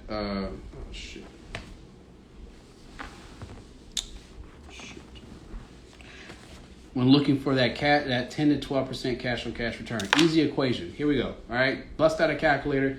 I don't do math on the air, or I suck at math on the air. So, in fact, nope. I have my MacBook here, and I can do it while I am on the computer with you guys. Hold on. All right. Calculator. Very simple equation, right? So, here's what I do for my cash on cash return equation and or my let me not waste my time equation. Where is it at? Where's my calculator at? Hold on. Oh, here it is. MacBook calculator. There we go. All right, so let's just say we have a deal. So here's what I do, right? So if I've identified a deal, right? First thing I want to do is understand and it's a rental. What are the rent rates, right? So you can go to rentalmeter.com. You can ask a real estate agent for the rental comps in the area. Ooh, get tired. You can ask a real estate agent for the rental comps in the area. Couple of different ways you can find the rental rates, right? So I want to find the rent rate for the area for that particular type of house with the number of beds and baths, right? So 3 beds, 2 baths. Let's say the rent is $1,500. Let's say the rent is $2,000. Whatever the case may be, right? But you get that number. Let's say the rent is $1,000. All right, I'm gonna take that $1,000, right? And I'm going to multiply that by 12, right? Rent months. You're going to multiply that by 12 months. I know this is backwards. That sucks. Dang it. Anyway, I'll still write it out. So you're going to take, again, we're trying to find cash on cash return, right? That's how we want to figure this thing out really quickly. And once you guys remember this equation, you literally do it in your head and be able to do it like on the fly without having to write it out and stuff like that. But you take the rent rate, the average rent rate in the area. And also, here's another thing. Key. Here's a real key. Don't play. Do not play yourself. Do not play yourself when it comes to these rent rates. Listen here. When you're doing this equation, and you're finding the average, and you're putting the average rent rate in here, do not, I'm trying to tell you, and I'll be trying to save y'all from making $10,000 mistakes. Do not put a rent rate that is the highest rent rate in the area. Don't do it. Don't play yourself. Because when you do this equation and you buy a deal because you think you're going to get the top rents in the area and you don't, I'm trying to tell y'all, don't play yourself. Don't play yourself, right? You use worst case scenario because guess what? If the numbers work, right, and the numbers work with worst case scenario numbers, what do you think is going to happen when you get anything above worst case numbers or worst case rent? It's a win, right? But if you're evaluating a deal off best case numbers, because let's say the average rent rates is $1,500, but you see a house that got there's a house that rented recently for $1,800. You run your numbers off $1,800. You don't get $1,800. You get $1,400. Yeah, those numbers are going to be off. Your deal is going to be screwed. Don't do that. Always evaluate conservatively, not aggressively, conservatively, and thinking worst case, right? So at bare minimum, I know I can get $1,000 for in this area. I'm going to take that $1,000 and I'm going to multiply that by 12, right? That's going to give me $12,000. That's your gross rent. Gross rent. I know this is backward. I'm sorry, guys. Right? That's your gross rent. Then you're going to take this, your gross rent, and you're going to multiply that by, now this number is the only interchangeable number that you can fiddle with, right? I use 60%. 60%. What is this 60%? This 60% is going to be your expenses, right? And it's a general number. It's a general percentage, right? So out of all of so for that year, I think out of my income, my expenses are going to be about 60% of my what am I trying to say? 60% of my income, right? 60%. That is my mortgage, my insurance, my holding costs, my reserves, my insurance, my whatever I pay myself, right? All 60%, right? 60% is a number, it's a good number. Again, conservative, right? Now for you guys might actually go and figure out what your actual expenses are and your I'm having a brain fart because it's getting to the end of the day. But your expenses, you might realize like your expenses are really 45% or 50% or even 70%. But a good number, again, this is to be quick, right? This is to figure out if I should move further in evaluating this deal or not. Should I go see this deal or not? Should I waste my time on this deal or not? Right? What do? I'm using quick numbers. So 6% for me is a good number, right? I know that if my expenses are less than 60%, then I'm doing pretty damn good, right? So you're multiplying your gross rent for the year. That's after 12 months. You're taking $1,000 in rent money. You're multiplying that by 12. You get $12,000. That's gross rent for the year, right? You're taking that and you're multiplying it by 60%. 60% is your expenses. For my folks with calculators, what the hell is that number? 12,000 times, let's see, 60%. That's $7,200, right? That's $7,200. That is your net after expenses. Net. That's your net. So you're getting your $1,000 in rent money, your average rent money. You're multiplying that by 12. You're getting your gross. You're taking your gross. You're multiplying that by your expenses. I mean, by your anticipated expenses. 60%. That gives us $7,200. $7,200 net. Now, key point here. You're gonna take this number And you're going to multiply this number by your all-in cost. What is my all-in cost? Let me tell you. Your all-in cost is going to be your purchase price and your renovation cost. How much it cost you to purchase the property and your renovation cost. So you might have purchased the property for 80 grand, but you also put 20 grand into it too. So your all-in cost. Let's just say our all-in cost is 80 grand. We purchased it for 60, we put 20 into it, 80 grand, right? You're going to take your net, and you're going to, and you're going to divide it. Oh my gosh, this is horrible. I have not done real math in ages. You're going to divide your net by your all-in cost, $80,000. And what happens when you do that, beautiful people of America? You get a percentage. And this percentage is 0.09%. That is your cash on cash return number for a deal where you are going to rent it for $1,000 a month.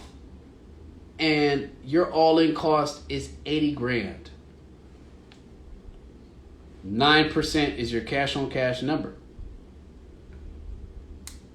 How do you increase that? Now, again, my brother, Mr. 2L, said 10 to 12%. 10 to 12% is a great number or a great threshold to look at for cash on cash return, right? Average, national, you want to search for 10. I don't go below 10. I typically go for 12%, right? Typical, normal. I'll go to 10%, but I got to be in a highly appreciating area, right? But normally I'm not going below 12. Everybody's cash on cash return number is different, right? For me, it's 12. For my man, 10 to 12. 10 to 12 is a great threshold, right? So when you run this equation and you see a deal and let's say it's 9%, it's going to be up to you to decide whether you want, if that's going to be good enough for you, right? But this equation is fairly simple, right? I'm going to run it to you guys again. You know what I mean? Very quickly. I literally do this on my iPhone calculator in 5 seconds. Like it once you do it enough, it's very easy. Again, you're going to take the average rents, you're going to multiply that by 12. Once you get that number, you're going to multiply that by 60%. Once you get that number, then you're going to divide it by your all-in cost, which is your purchase and renovation cost, and then you're going to get a percentage, right? How do you get this number to go up? How do you get this number to go up? You get this number to go up, your cash on cash return number to go up with your rents, right? So the higher your rent, and let's just say this 80K stays the same, that number is going to go up, right? Another way that number goes up is, let's just say this is the average rent rate and you can't go, like, you don't want to mess with this number, right? Let's just say you don't want to mess with this number. This is the number. This average rent rate is $1,000. And you're thinking about spending in total 80 grand. And you get 9%. Well, I want this deal. Guess what needs to change? Your purchase price. Your purchase price needs to be cheaper. So let's just do it without doing it on here, right? Let's just do the deal. Let's just say we buy the deal at 60 instead of us putting 20 in, we put 10 in, right? So we're all in at 70 grand. Let's try that, right? So we're gonna take $1,000, multiply that by 12. That's $12,000. Multiply that by 60%. That's 7,200. Then we're gonna divide by 70 grand. Oh, what does that say? That number right there, that's 10%. So now you're looking at the deal and say, well, maybe I can't buy it at 10%. I mean, I can't buy it at 80. I can't buy it I can't buy it at 60 and put 20. But if I buy it at 60 and I put 10 in, and I'm all in 70, now my cash on cash number is looking like 10%. I could do 10%. Hell, can I get the deal for cheaper? You know, because if you get it for anything cheaper and you're spending, let's say you get it cheaper to anything less than 70, that number is going up. Your cash on cash number is going up. So the cheaper you can buy a deal, the better, right? And this is how I evaluate my rentals. Like, there ain't no fancy spreadsheets. There ain't no, you know what I mean? I keep it a buck with y'all. You know what I mean? Like, and that's what I've been doing. That's why we on here. I keep it a buck. I don't got these fancy spreadsheets and all this kind of crap, right? Like, I got a deal calculator for my flips, right? But when it comes to rentals, this cash on cash number is king. This is it. This is what determines whether I'm going to go see that property or I'm going to go about my day and do something else. That's it. It's nothing fancy about this stuff, right? Now, this is single family, right? And it even works for multi-family, like 1 to 4 units. Like when you're talking about commercial stuff, okay, now you need a pro forma. That's different. You know what I mean? That's completely different. But this right here, this cash on cash number stuff, you can do this for single family properties, 1 to 4 units, all that kind of stuff, and you're great. You know what I mean? Run that and mess around and see 20% cash on cash at the bottom of that. Those kind of deals are what you come back for. I've done that. I've got a deal. I got a well, it's not rented out yet, but it's rented. 1 unit's rented. But I have a triplex that best case scenario is like 22% cash on cash return. What? Yes. Sign me up for that all day. And guess how I figured that out? Just doing that. So I'm not playing with you guys. Use that equation. Do it if you do it enough. You're gonna if you know. I know like I've done that equation enough to know that, all right, if I buy, for 80 grand, if I buy for 60 and I put 20 in, I'm all in 80 grand, my rent rate needs to be anywhere between 12, 13, maybe 12 and $1,300 for me to be around 12%. You know what I mean?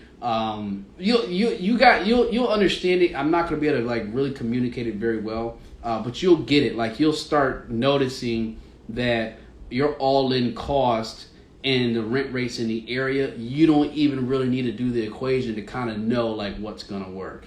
You know what I mean? Or what's gonna be around 12%. Like I know that if I'm all in $100 grand and my rent is $1,000, that's not a good deal for me. You know what I mean?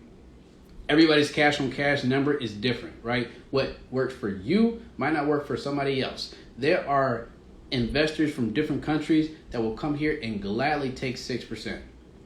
There ain't no way I'm taking 6%. There ain't no way. But that just lets you know everybody runs numbers differently. Everybody's threshold is different.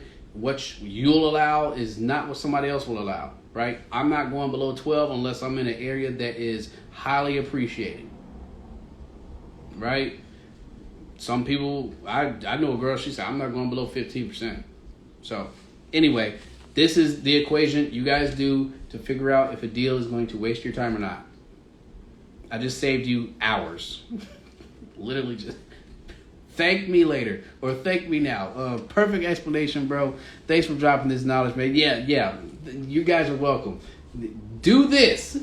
When people be trying to send you guys the rental properties, oh, it's a good rental, do that equation, take you 5 seconds, and you'll be like, this is some bull. and at that point, you won't waste any more time on it. I promise you, I'm going to save y'all so much time.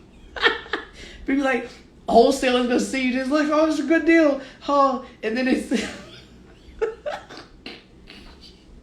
Hey, look, time is money and speed is everything. If you're jacking around with a deal that ain't going to work and you didn't spend all this time on it, that takes time from you doing something else or looking at another deal. So thank me later. That's going to save you a lot of time and also help you evaluate deals a lot better. Right now, that's almost equivalent to like a back of the envelope pro forma. There's some people that have spreadsheets. Like, let's say that's a preliminary underwriting, right? Great. There's some people that take it a step further and they got all these spreadsheets and stuff like that after this, after they've gone and seen the deal, after they've narrowed down numbers, like their numbers. I'm not a numbers. Can I technically say I'm not a numbers person? And I do this stuff. I'm not like a numbery kind of person. This is it. This is it for me. This is enough for me. That's enough for me. But there's some people that do that and then they'll come back later once the deal is secured or once they're almost, once they've done a little bit more due diligence, and they'll do some hard, like some other numbers and stuff like that. Yeah, you can, but you can also just do that. You're fine, right? So yeah, remember, key things on this. Key things. Do not use best rent rates. Use worst case rent rates. Worst case rent rates. And then the other thing is, I don't think I have another thing.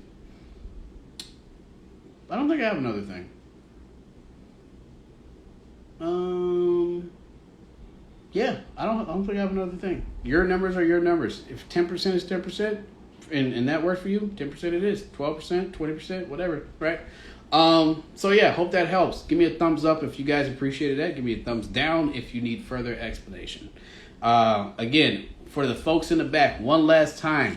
Average rent, you're going to go average rent rate in the area or worst case rent rate in the area times 12, right? Take that times 12. You're going to multiply that by 60%. That's your expenses. You can either use 60 as an average, right? Or you can figure out your own expenses, but it needs to be in percentage form. You take that, you multiply that by your gross, and then you're going to get your net. You take that net and you divide that by your all-in cost, not just your purchase price, but your purchase price and what you put into the property. That's your all-in cost, and that's going to spit out a percentage for you, and boom, you have a deal, or you don't have a deal.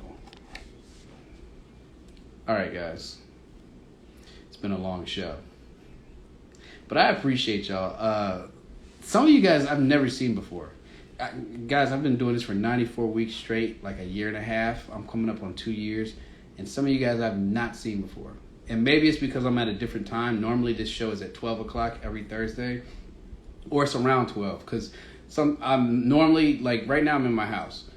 I'm never in the, like during the daytime, I'm really out here in these real estate streets. I'm never in the house during the day. I'm usually in my truck. And I do a lot of shows from my truck. So it's probably because I'm doing this at 9 something at night, and most of you guys aren't on at 12 o'clock when I do this show. But I usually do it during the daytime. The last 2 weeks I forgot. Been busy, and I've just done it when I've gotten home. So yeah, so I mean I like doing it this late. Not this late, but in the evening. Maybe I'll do more of it. I don't know. Shows in the truck are cool because you guys get to see like me actually out. But you know, this is cool too. I know a lot of people aren't available during the daytimes. Monica gives me the hand raise. Mr. Twell says, normally I've seen you on site at a property. Yeah, I'm usually on site. I'm somewhere, either with one of my crews, with the contracting business, or I'm at one of my renovations. Or I'm in my truck. My truck is my office. I am in my truck all day. Monica says, I was just going to say, I dialed into an afternoon episode once. Yeah, afternoon episodes don't happen that often. I don't know. Maybe I'll do...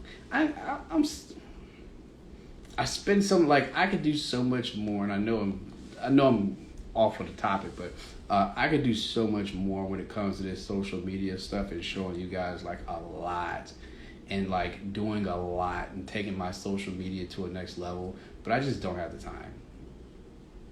And I don't really know how to do that. Most people come out here and they get all fancy and posting a million times a day and stuff looks fancy and cut clips and TikToks. This is about as fancy as it's gonna get. So yeah, maybe I gotta do better with that. Maybe if I did all that stuff, then maybe it's 100 people in here versus 2. But I never said for you new folks. I've never done this. It's never been about the numbers.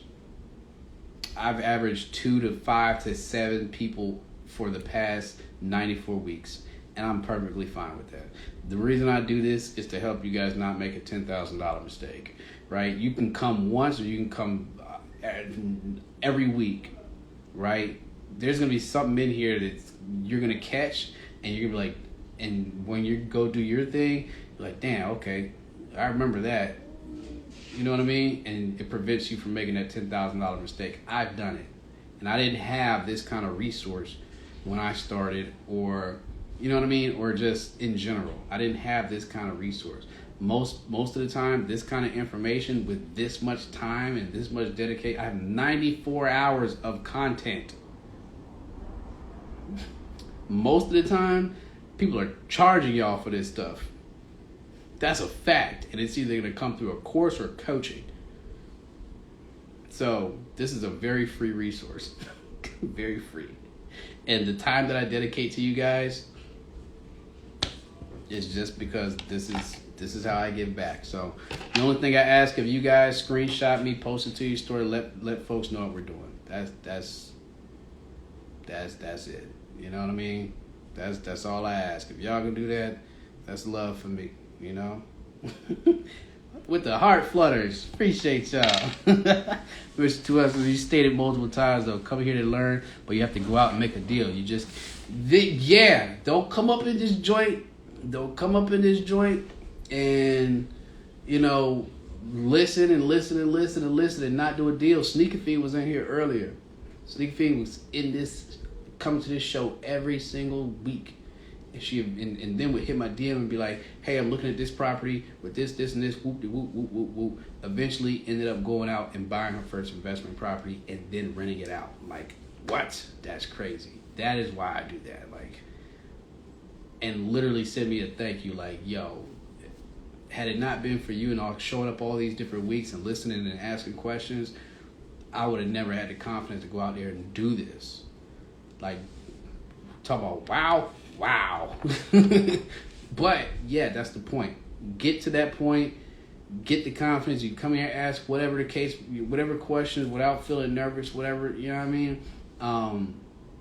And it's free, right? But you got to go out there and do it. If you don't go out there and do it, there's a million people. There's a lot of people, young, old, that want to get into real estate investing. I'm telling you. And people look at me like, yeah, you're young. And then, they're like, older, way older, and they like, oh, I want to get into, I always wanted to do, that's one thing here. I always wanted to get into real estate investing. Oh, what's going on, Shy? I appreciate you popping in here, brother. Oh, I always wanted to get into real estate investing. Okay. You know what I mean? And everybody has different scenarios in which they can or can't. But just do it. If you have the opportunity, do it. Go. Right? I'm not telling you guys this to sit here and jaw jack for 94 weeks, 100 weeks straight without seeing some damn results. So don't come in here and just listen and listen and listen and listen. You're going to get an analysis paralysis, and next thing you know, you're looking up 6 months and you're still in the same damn spot. Nowhere. Thinking that you need all this information in order to start. Sometimes, guess what? Let me tell you something. There's a lot of things y'all gonna learn. You ain't gonna learn here. It's gonna come through experience, and everybody's experience is different. I took a very long road. And my road is full of experience. So when I talk to you guys, and the reason I can speak confidently about this stuff is because I learned through experience. I fucked up a lot of stuff. To this day. To this day, I'm still jacking up stuff. You know what I mean? Not at the same rate I was before. Not some of the same things, but that's the best way you're gonna learn. I do this stuff for free, and that's why people don't show up, because it's free. People don't take things seriously when it's free. People take things seriously when they lose money or they gotta pay money. Imagine if I charge for this stuff. Anyway, that's besides the point. Guys, if you guys want some in-depth help, I know, slide me $100. I get on a call. Outside of that, we gonna put a bow on the night. We're gonna put a bow on the night. Y'all got me only talking about 2 hours, and this is after I done had a long day. I ain't even took off my work clothes and crap. All good, but for the folks that's new, and for the folks that's not new, I appreciate y'all popping in here. Guys, screenshot this, post it to your story, let folks know what we're doing. That's how you show me love. That's how you show appreciation. This was a good show. I appreciate the folks that came in here and asked questions. And rock with me. Look, y'all could be a lot of places right now, but y'all here listening to me. Literally listening to me. So that's always gonna be love. I always got love for my Q&A fam. So again, we're gonna put a bow on tonight. You guys already know how I leave every single show. Making all this money is great. It's cool. I promise. You know what I mean? But the biggest thing in life and what you guys can do is appreciate the people around you, your loved ones, your friends. Make sure that you guys are not so consumed in this money rat race, right? That you're neglecting and not taking advantage of the time that you have with your loved ones, because it can all be going like that. You was out here chasing money. You was out here worried about the wrong things, right? Spend time with your loved ones. Appreciate them. Appreciate the time you have, the presence, and be present with them. That's the best thing I can tell you to do. You know what I mean? Making money's cool, right? But loving and appreciating and being there with your family, your loved ones, that's what really matters, right? So this is a reminder to go kick it, go call whoever, you know what I mean? Be present, appreciate that time. You know what I mean? All right, let's go ahead and wrap this up. You can find this episode on my feed once we log out. See y'all next week. Peace. R.I.P. Dolph. See y'all later.